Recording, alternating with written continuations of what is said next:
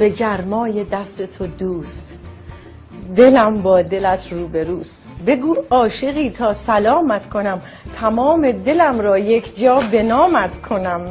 ای ببخشید شلوغش کردیم الکی. سلام علیکم.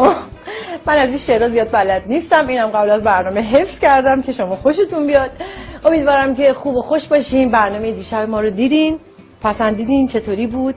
خدا خواهش میکنم به ما بگین، هر مسئله‌ای که باشه ما نقصش رو برطرف میکنیم.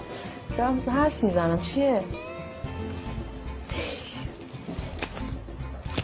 وای خاک به سرم، چرا به من نگفتی؟ بینندگان عزیز، من معذرت میخوام، مارک لباسم رو میکنم، ولش کن، خاک به سرم. من معذرت میخوام، یادم رفته بود مارک لباسم رو بکنم، چون پیش از اومدنی که بیام اینجا واقعا کمد لباس رو نگاه کردم، ته کشیده دیگه هیچی نیست، رفتم اینو خریدم، گرونم خریدم. ببخشید مارکش رو یادم رفته بود. دوباره بریم؟ نه